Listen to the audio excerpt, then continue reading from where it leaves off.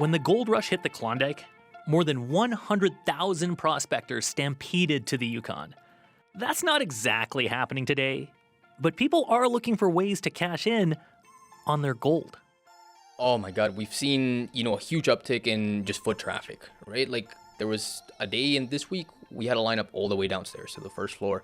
It's absolutely insane. That'll happen when 1 little ounce of gold is going for nearly $5,000.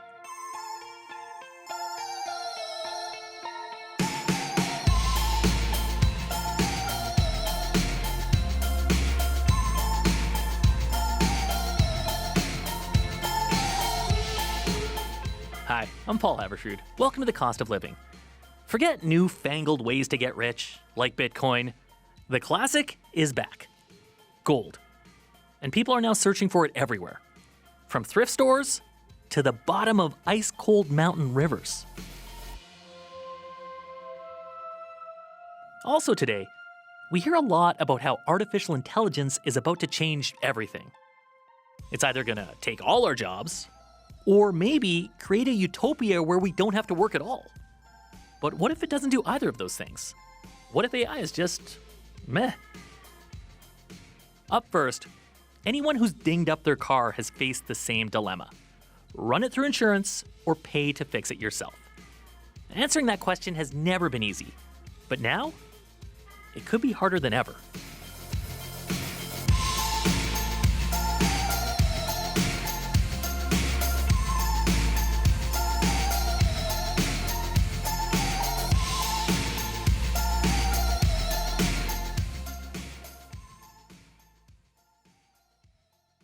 So Jen Keane, the name of this show, as you know, it's The Cost of Living, and one cost that has gone way up is auto insurance. Oh, yeah. It's up more than 35% in the last decade or so. Which adds up to like hundreds of dollars more every year. It can, yeah. And you know what makes it even more expensive? Getting into a car accident. Right? Because then you have to actually, use your insurance. I know. Insurance, it's one of those things. We pay for it, but we'll do whatever we can to avoid using it. And the question is really like, to claim or not to claim? It's almost Shakespearean. It is the way you delivered it, yeah. Chris Brandon has had to wrestle with that question, though. He lives near Sherbrooke, Quebec, and he's had a few car accidents over the years, like the time he was driving home with his kids. It was like 5 o'clock. I think it was that time of year. It was winter, but it was light out. And my kids didn't even notice it happened so fast. They're like, "What was that?" And I was like, "We just hit a deer," And this is kind of a thing with Chris. Like it wasn't the only time.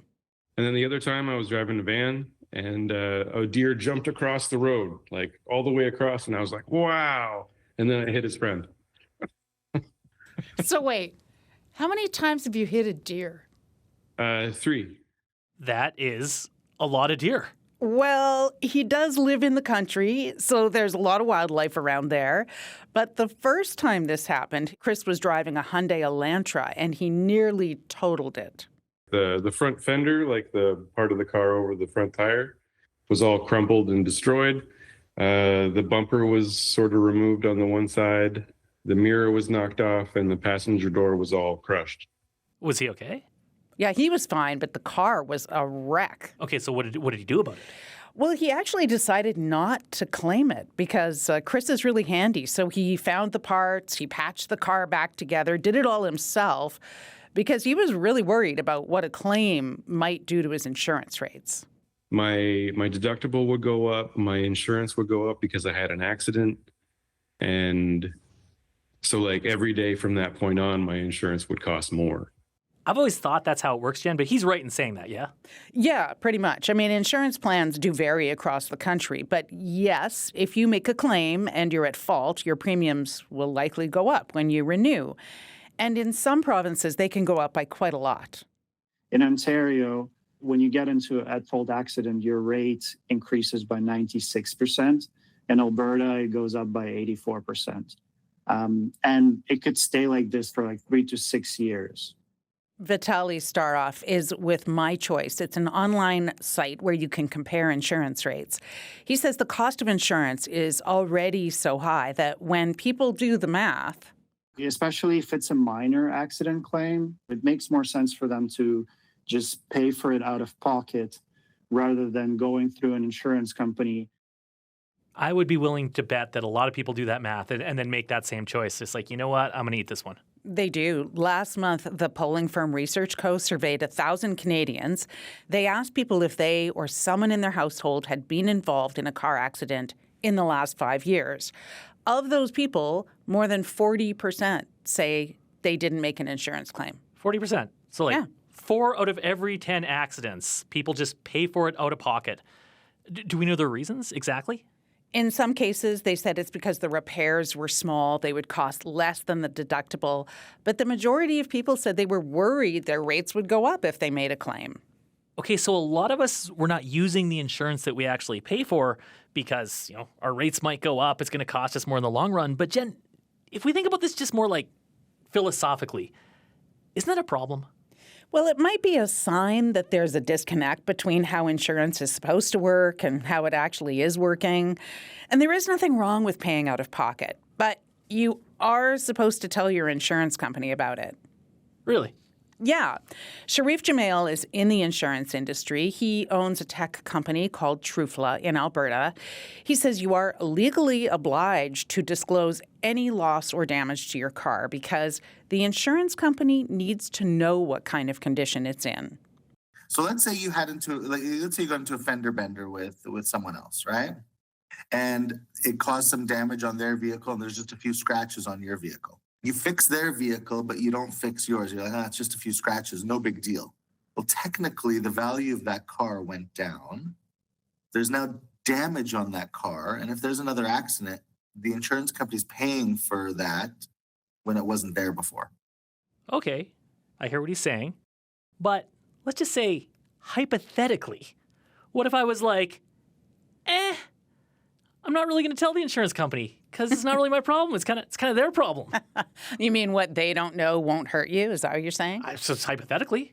Well, it could come back to bite you if you get into an accident and there's somebody else involved in it. Like, say you bump into someone, you exchange numbers, you agree to keep it to yourselves. Rob Dupuis is with the Insurance Bureau of Canada. He says you never know what might happen down the road. In my previous role, many years ago, I was an adjuster. We had some people who tried to settle the claim themselves. And then a year after they settled the claim, now all of a sudden they get served with a lawsuit for a person claiming over $1 million in injuries.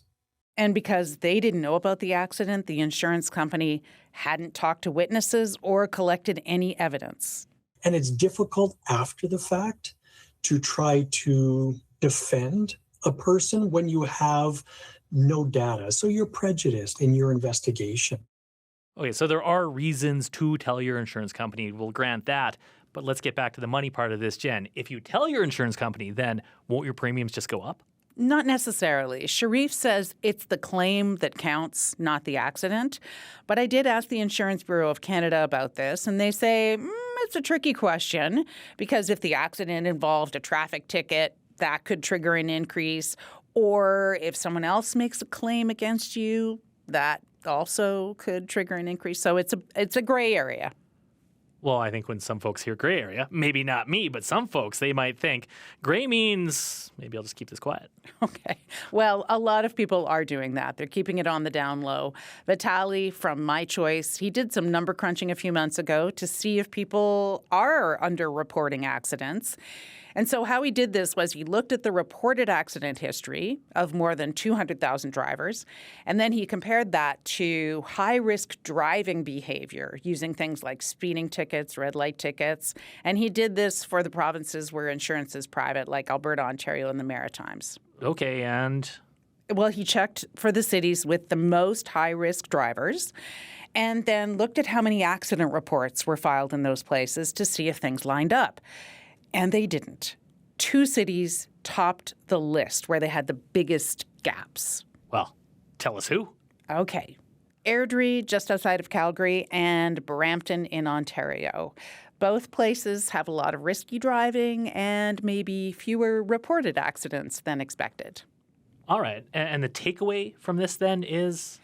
That insurance companies aren't dumb. They hire people who took statistics in university. So they actually have a good idea of how many claims should be expected. They look for anomalies, right? If there is underreporting or what they think is underreporting, they might just spread the risk around and raise the rates for everyone. As Vitali says, just look at Brampton. It has the highest underreporting gap, but it also has the highest insurance rate. So at the end of the day, that price, it finds the consumer eventually, the price increase. So this is just one more thing that's pushing insurance costs higher. It's one of many things. Prices are going up because of extreme weather like hail, auto theft, and vehicles themselves are just so much more expensive. It all adds up. Okay, so what I'm hearing here is the only certainties in life are death, taxes, and we pay more for insurance. I think so. And if you live in rural Canada, deer are a sure thing. They're just hanging out with their pals by the side of the road. If there's one thing Chris Brandon has learned, it's this. There's always more than one. Like my mistake in the van when one was all majestic and then I hit the one right behind it. If you see one crossing the road, there's going to be another one following it, most likely. Yeah, that's the other certainty in life. Deer always come with buddies. That's right. All right. Thanks, Jen. You're welcome.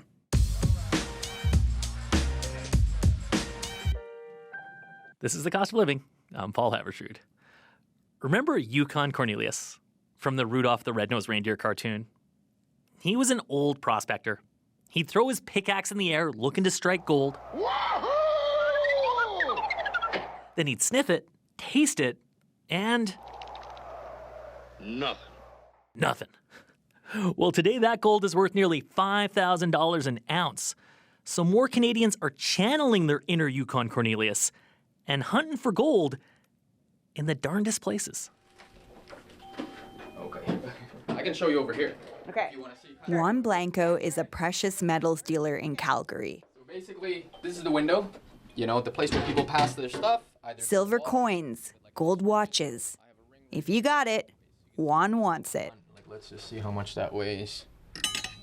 So if you see right there, 69 grams. So He runs a small shop called Instant Cash for Gold. Juan has always had his regular customers, but lately he's seeing a lot of new faces. Oh my God, we've seen, a huge uptick in just foot traffic, right? Like there was a day in this week, we had a lineup all the way downstairs to the first floor. It's absolutely insane. In times of economic uncertainty, some people turn to gold. And this year, for the first time in history, gold surpassed $5,000 US an ounce. One little ring could be worth, $500, $1,000. It makes a huge difference in someone's life, right, that maybe just got laid off, maybe doesn't have a stable job at the moment, or maybe they do have a job, but it doesn't pay enough. So now, Canadians are combing through estate sales and scouring the costume jewelry section of thrift stores. People are always hunting for it, right? Because as much as gold should be stamped for what it is, a lot of times it's not, right? So you can find pieces that no one has any idea about unless you know about gold. Juan even has clients who buy unclaimed storage lockers, sight unseen, hoping to strike gold. It's kind of like the modern gold rush, right? People looking for gold wherever they can find it.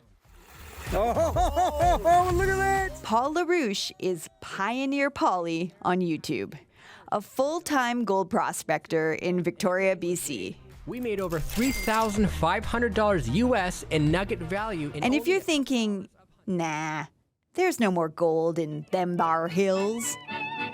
Like, I continually find gold here. It's literally everywhere. Every time there's a big flood, there's new deposits. New boulders get moved, new gravel exposed. There's gold in them nar hills. I'm off to California for there's gold in them nar hills. He's found gold in British Columbia, California, and New Zealand. But he doesn't pan next to the river. He actually gets in the water, in full scuba gear,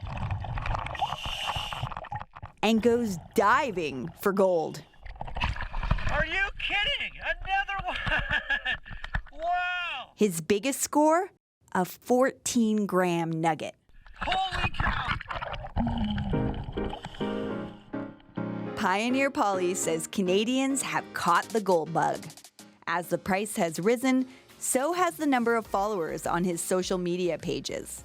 He says more people are leaving comments and asking him serious questions about how he does what he does. You know, you don't need to go to school to learn how to find gold. You know, you just go to YouTube, check out this wacko Pioneer Poly, and you'll find everything you need to know. He says gold prospecting takes time and patience. You'll need to invest in some fancy gear and some good hiking boots because you're going to be trekking way out into the remote wilderness. There are some spots where you can make your retirement fund in one crack. You just have to be lucky and not be afraid of bears. And if that's a hard no, you can always go prospecting in Grandma's attic. For The Cost of Living, I'm Danielle Nerman. Now I could go to Texas, for they say it's full of oil, but I'm off to California, where there's money in the soil. Oh, there's gold in them thar hills, there's gold in them thar hills. I'm off for California, for there's gold in them thar hills. Hello, Bill, where you going to that pick? Well, I think things not so good here, and I'm going to take this old pick and I'm going out to California. Going out there and I'm going to dig some money right out of that soil. On your radio and by podcast, this is The Cost of Living. I'm Paul Haberstrood. Do you remember the Commodore 128? When it came out, it was a marvel of personal computing. Years later, Colin Stein got one secondhand. He was 4 years old. So it's a computer that was like ancient when I got it. The only books I had access to were programming books. Like my parents got it for me and said, here, go nuts. If you want games, you got to write them yourself. And so I would be, parroting code from books into a computer. And then I had scrap computers that they salvaged. Like we didn't have infinite money. He started tapping away on those old computers and didn't really stop. He spent years learning programming languages, went to university for computer science. All that gave him a career as a programmer, most recently at Shopify.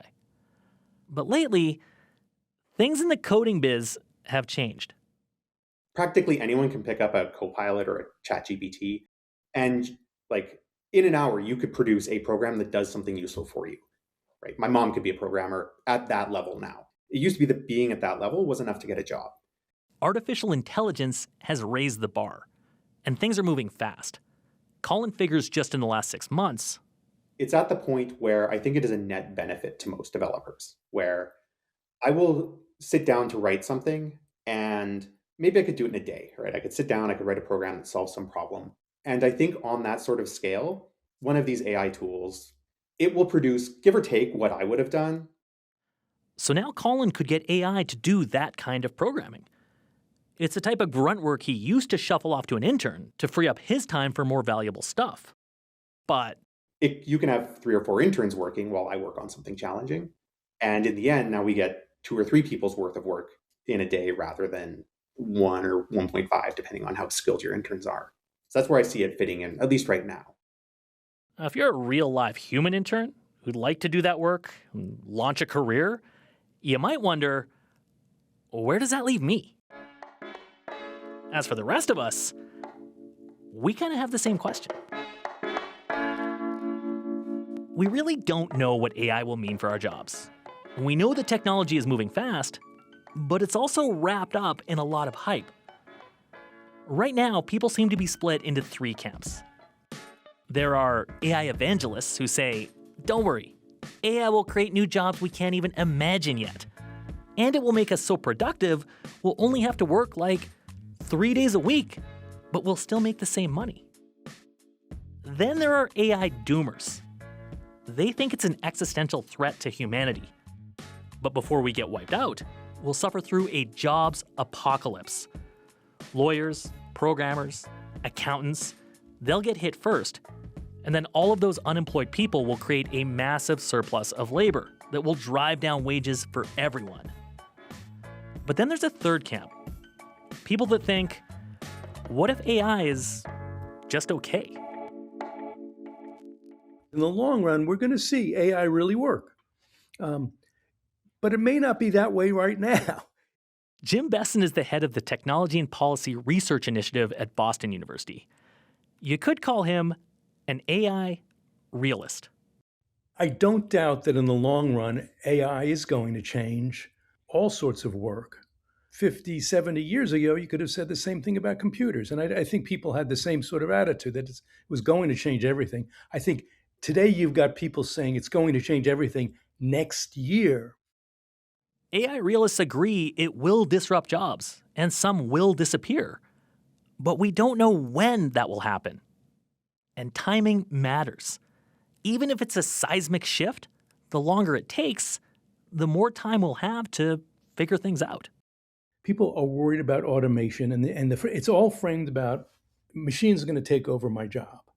There's some very snazzy demos where machines have done tasks that humans do, and in some cases do them better than the humans.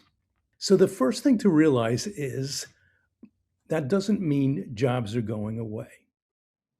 Jim says technological revolutions, historically, tend to mean we get more jobs, not less. Like, think about being a weaver back in the 19th century. They were at the top of their game, making clothes and blankets. Then, inventions like the power loom came along, and automation upended the industry.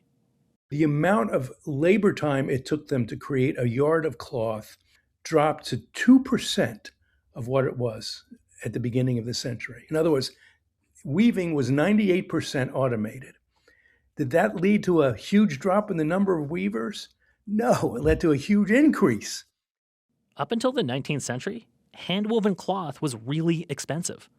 Automation made it more affordable. And the cheaper it got, the more demand went up. So as the price started dropping, people started buying huge amounts of new cloth. And this kept going on year after year, so that even though it took less labor to produce a yard of cloth, so many more yards were demanded that employment went up. In the US, in the textile mills, several 100,000 jobs. But do 19th century weavers really have that much in common with software engineers? Well, Jim says, yeah. The reality is that the last quarter of 2025, the number of software developers hit a new record. In the US, it's 2.4 million, and that's way up from in 2010, it was like 1 million. So there's been steady growth. We're at a record level of employment. It's not like the AI is destroying jobs. Well, not yet anyway. Jim Besson says, sure, over time, AI will make some jobs obsolete, but it will also create demand for new stuff. So the AI will be busy, but so will we. Just as the weavers, as cloth became cheaper, there was a lot more demand for it. Now, as software is becoming both cheaper and better in many different ways, doing new sorts of things, doing things we may not have even imagined before, there's a lot more demand. Companies and consumers want more software, or they want more things that are enabled by software. So the number of software developers is going up, and it's likely to continue to go up for quite some time. AI realists don't think how we live is about to change dramatically. But then there's the AI optimists. They're charging ahead. They're already embracing a world they think is almost here. Companies are laying off workers. Governments are spending money on data centers. That could be okay if AI lives up to all its promises. But what if it doesn't? What if AI turns out to be just meh? Well, then we get what's called so-so automation. It would be like customer service chatbots, except for everything. That would be the worst of both worlds. We get all the job losses, but none of the good stuff. You have these studies that say, only 5% of companies have been able to, earn a return on their AI projects. Well, it's because people have these huge expectations because of what they've been sold. And this is true with almost any technology, but the problems initially are, have to be worked out. There's a lot of things that have to be worked out. It has to be made better. It's not quite there yet. But you don't want to make the mistake of assuming that what we're seeing today is what we're going to see in 20 years. Colin Stein who's been programming since he was 4, thinks in 20 years, yeah, AI will be doing all kinds of cool stuff. But he also doesn't see it wiping out his profession anytime soon. I think there is definitely value there, but I think that people are selling it like the second coming of Christ in the same way that, 6 years ago it was Bitcoins are going to change the whole world. And 6 years before that, it was conversational interfaces were the hot topic, right? Like when Siri and stuff was coming out and you could kind of yell at your phone and it would do something useful. That was going to be the future of the world. And we're also clicking on icons and pawing at iPads. Artificial intelligence could change everything. We could get a 2-day work week, or it could take all our jobs. Maybe just not tomorrow.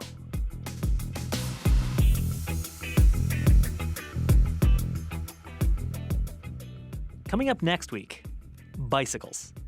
Thousands of them are being stolen every year because, well, like one former police officer told us, he was surveilling a known bicycle thief and he walked into the local Home Depot in Vancouver, stole the grinder, hooked it all up, and then went outside the Home Depot, not even a block away, and used the grinder to get a bicycle right there. It's a pretty good tool for Mr. Criminal. Yeah, Crime Inc. loves a good tool. The rise of the cordless angle grinder, and why your fancy new bike may be less safe than ever. That's next week. That's all for the show. The Cost of Living is based in Calgary. The show is produced by Danielle Nerman, Leah Hendry, and Jennifer Keane, with help from Jeff Good as Gold Kynock.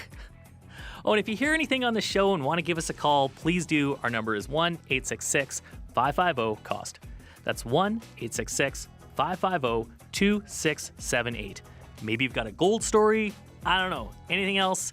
Give us a shout or drop us a line. Our email is costofliving@cbc.ca. I'm Paul Havershrud. Thanks for listening.